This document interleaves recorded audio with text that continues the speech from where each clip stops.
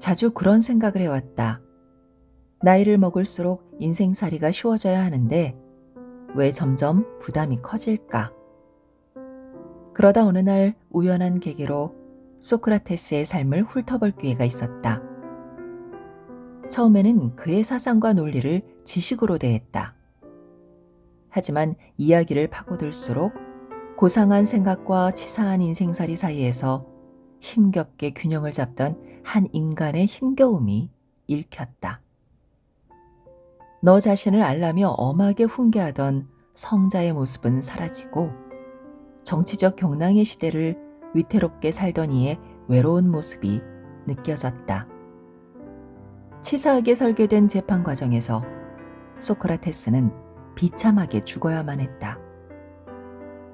그와 비슷하게 공자, 석가모니, 베케트, 셰익스피어 모두 인간을 위한 행복과 치유를 말하면서도 자신의 삶에 침전된 짜증과 분노를 고통스럽게 견뎌야 했던 사람들이었다. 그들의 거창한 주장보다 삶의 구석구석에서 느꼈던 회한과 눈물이 나에게는 더 절절하게 다가왔다. 대가들은 끊임없이 정신적으로 독립하려고 애썼던 존재들이다. 그들이 삶의 어둡고 축축한 길을 걸어가며 얻어냈던 삶의 통찰을 지적 독립이라는 관점으로 정리해보고 싶었다.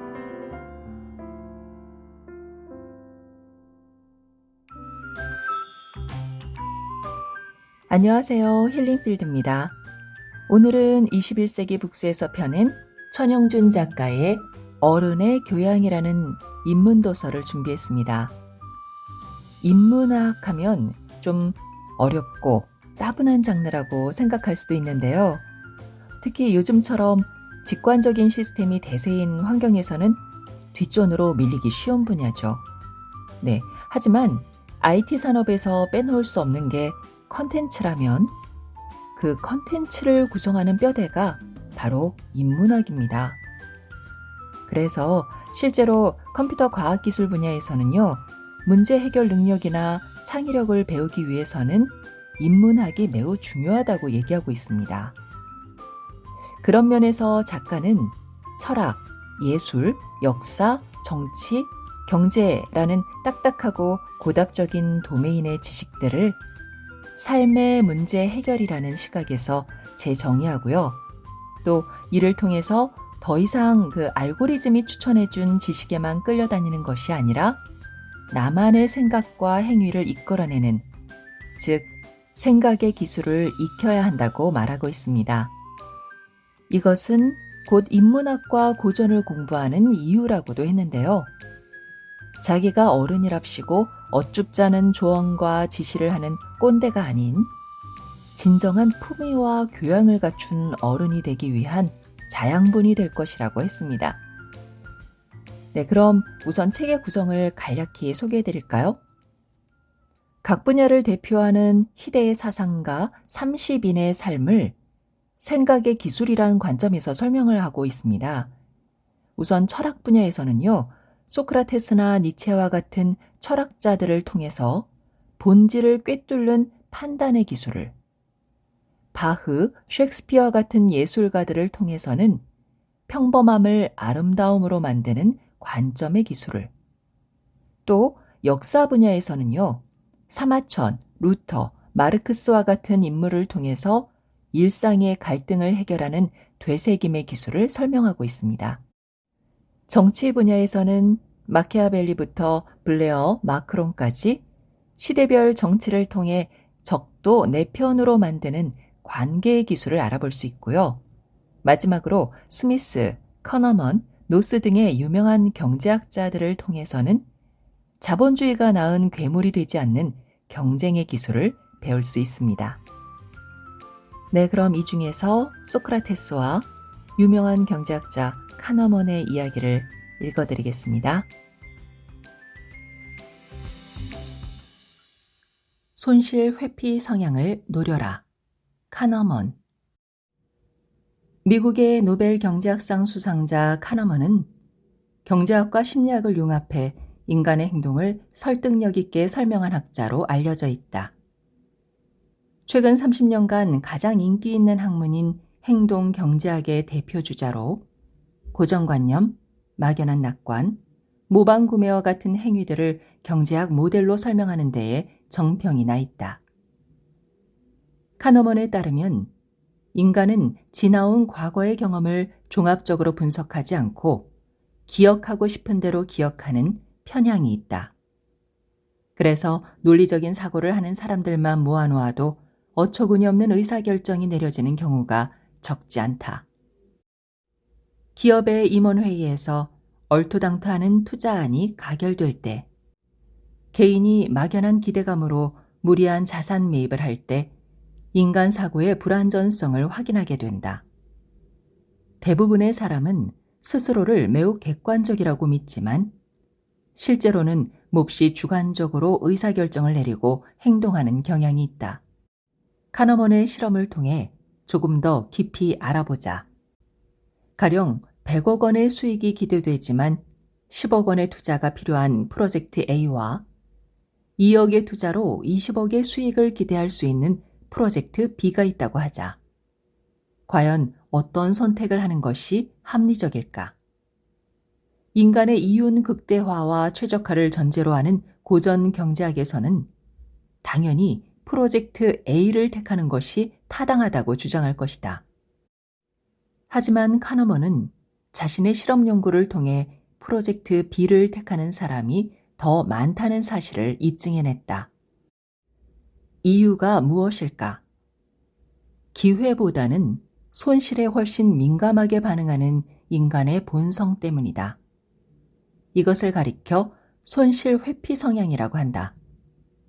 이 프레임은 협상을 할 때도 유용하다. 상대방이 내 제안에 대가를 지불함으로써 벌어들이는 이익보다 그것을 택하지 않았을 때 입게 될 손해를 강조하는 것이 훨씬 더 효과적이기 때문이다. 안 사면 경쟁자에게 팔겠다든가, 그럴 경우 상대방보다 훨씬 뒤처질 것이라는 식으로 과장을 더하는 것이다. 마피아 영화에서 조직의 보스들끼리 협상을 벌일 때 자주 사용하는 전법이 손실 회피 프레임을 씌우는 것이다. 인간을 설득하는 데는 여러모로 한계가 있다. 그럴듯한 제안에 대해서는 먼저 의심하는 심리가 작동하기 때문이다. 또 사람은 자신이 해왔던 대로 관성적인 의사결정을 내리려는 존재다. 그 막강한 벽을 뚫으려면 합리적 설득이 아니라 불확실성과 공포를 자극하는 프레임이 훨씬 효과적일 수 있다. 2008년 미국발 금융위기 당시 대중의 손실 회피 성향을 절묘하게 이용한 마케팅이 있었다. 경기가 얼어붙으면서 소비 심리가 위축되자 미국에 진출한 현대자동차는 양극단의 세일즈를 하는 수밖에 없었다. 고민 끝에 개발된 정책이 이른바 안심 프로그램이었다. 자동차를 구매한 사람이 1년 내에 실직할 경우 차를 되사주는 것으로 쉽게 말해 한시 보증 프로그램이라고 할 수 있다. 승부수는 매우 적확했다. 2010년 기준으로 현대자동차 매출은 24% 증가했다. 고객들이 어려운 시기에 자동차를 구매함으로써 예상되는 손실을 말끔하게 없애주었기 때문이다. 더 큰 손해를 입을까 우려도 했겠지만 그만큼의 자신감과 깡이 있었기에 고객들을 끌어들일 수 있었던 것이다. 이제 경제학에서도 인간의 마음을 들여다보는 일이 점점 중요해지고 있다. 전통 경제학자들은 가볍게 취급하던 인간의 심리는 이제 경제활동 분석에서 빼놓을 수 없는 요인이 되었다. 미국과 유럽의 경제학 연구들은 고전 경제 이론이 깊게 다루지 않았던 심리적 요소들이 다른 경제적 변수보다 시장에 더욱 큰 영향을 미치고 있음을 주목하고 있다. 경제는 사람과 사람이 만나서 발생하는 일이기에 더욱 그렇다. 인간은 의식적, 무의식적으로 정보를 왜곡하는 동물이다. 협상 과정에서 자신에게 유리한 고지를 이끌어내기 위해서 누군가에게 훌륭한 사람으로 각인받고 싶어서, 나중에는 그것이 진짜라고 믿어서 정보를 왜곡하는 경우가 허다하다. 손실회피 성향도 대표적인 정보 왜곡 중 하나다. 따라서 벼랑 끝 전술을 통해 너에게 극단적인 해를 입힐 거야 라고 주장하는 사람, 마감 기한을 언급하며 언제까지 선택하지 않으면 국물도 없어 라고 강조하는 사람, 가상의 경쟁자를 언급하며 여러 사람이 문의했는데 우선권을 너에게 줄게 라고 부추기는 사람들을 조심해야 한다. 그들 모두 찰나의 손실을 두려워하는 인간의 본심을 이용한 협상가들이기 때문이다. 물론 사회적으로 문제가 되지 않는 선에서 손실 회피 효과를 적절히 사용하는 것은 지혜로운 소통의 기술이라 할 만하다. 생산적 의심을 훈련하라. 소크라테스.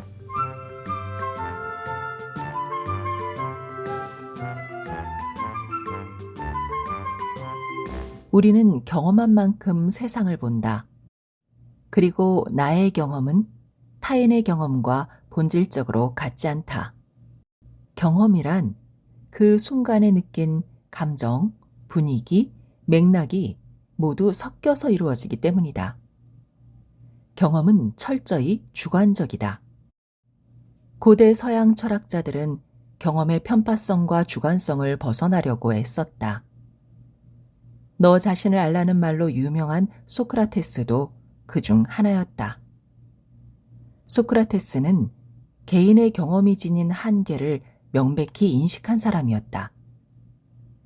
소크라테스의 말을 요즘 맥락으로 풀자면, 너의 경험이 지극히 편파적이니 너도 진짜 너의 모습을 모른다 쯤이 될 것이다.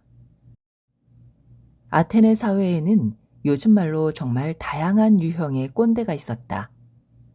정치에 참여한다고 무한한 자긍심을 갖는 꼰대, 민중의 인기를 한 몸에 안았다고 자부하는 꼰대, 얼굴이 잘생겼으니 무조건 자기가 옳다고 우기는 꼰대 등 여러 종류였다.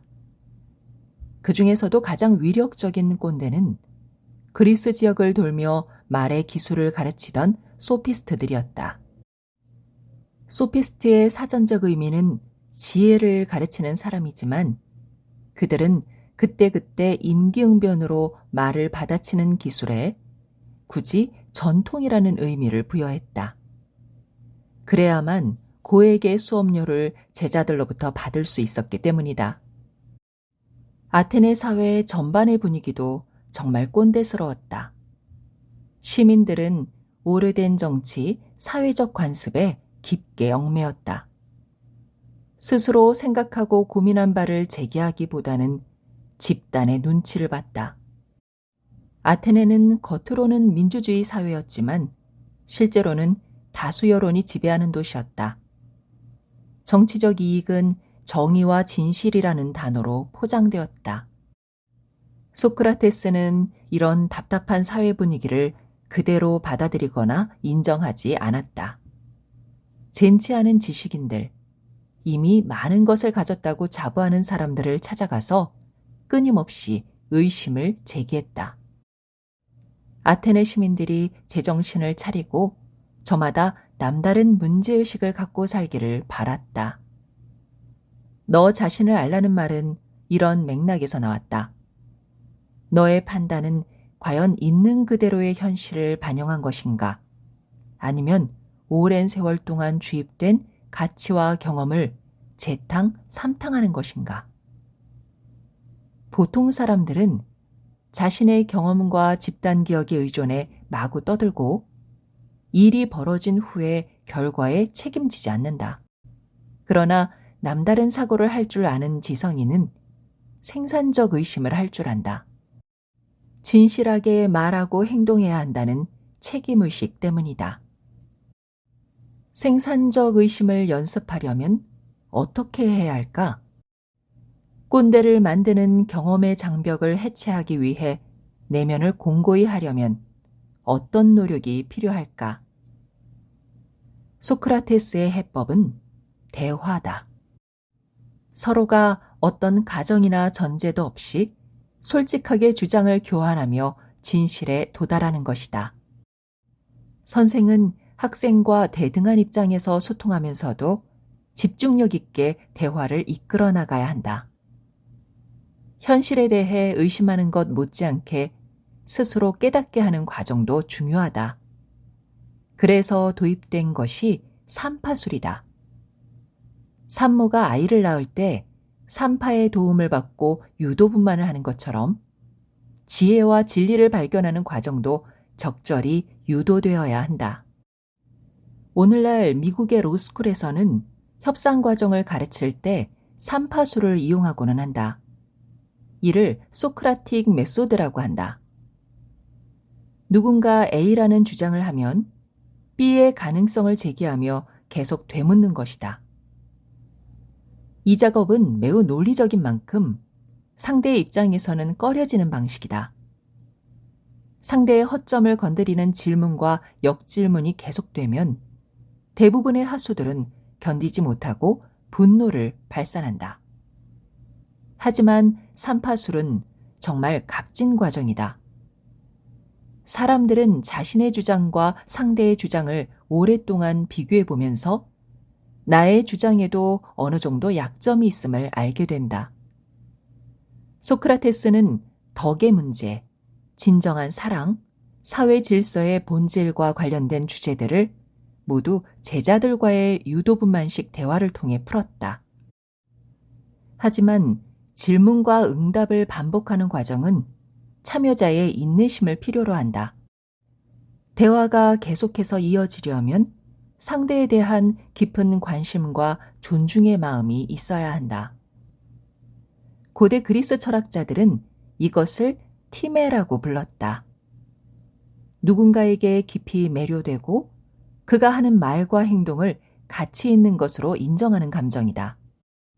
이것이 가능하려면 말하는 사람의 자세에 아레테가 배어 있어야만 한다. 무엇인가를 이루기 위해 최선을 다하는 모습이다. 소크라테스는 대화하는 사람들과 함께 깨달음에 도달하고자 노력했다. 아레테에 대해 제자들은 티메로 보답했다. 대화의 과정에 인격적 겸허함과 차분함이 없었다면 소크라테스는 그저 그런 철학교사 내지는 멘토를 흉내내는 사람 정도에 그쳤을지도 모른다. 하지만 아테네 시민들은 불편함을 견디지 못했다. 생산적 의심을 받아줄 만큼 내면이 성숙한 사람들이 아니었다. 그들은 겉으로는 토론과 합의, 다양성 같은 것들을 외쳤지만 실제로는 매우 폭력적인 군중이었다. 기존의 가치를 추종하지 말고 스스로에게 물음을 가지라고 강조하는 소크라테스는 위험 인물이었다. 집권자들에게는 지성인들의 신망을 받는 소크라테스가 정치적으로 부담되는 사람이었다. 결국 수백 명이 참가하는 배심원 재판에서 사형을 선고받고 죽을 수밖에 없었다. 오래된 경험을 참된 답이라고 여기지 않고 끊임없이 의심할 줄 아는 사람들이 이끄는 세상이 되어야 한다. 질문할 줄 아는 사람을 불온하다고 탄압하는 사회에는 희망이 없다. 집단이 만들어낸 대사와 멘트에 불과한 것을 답으로 여기는 사람은 주체가 아니라 누군가에게 조종당하는 인형일 뿐이다. 경험 운운하며 나를 따르라고 신명나게 떠드는 꼰대들에게 반대로 되물어보자. 너 자신을 아느냐고. 만일 그가 스스로의 주장을 한 번쯤 돌이킬 줄 아는 사람이라면 그나마도 괜찮은 상대일 것이다. 하지만 의미 있는 의심을 발칙하다며 걷어차는 사람이라면 과감하게 그를 손절해야만 한다. 머지않아 그가 당신에게 해를 끼칠 것이기 때문이다. 물론 유념해야 할 것이 있다. 당신도 누군가에게 꼰대가 될 수 있다.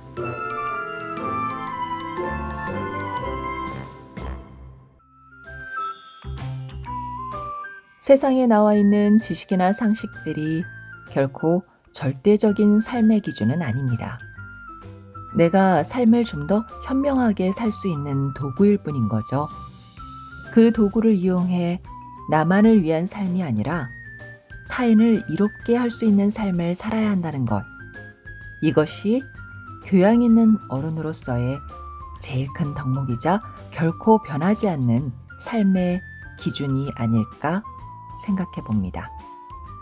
네, 오늘은 조금 딱딱한 내용이었지만 그래도 끝까지 들어주셔서 감사합니다. 건강하세요.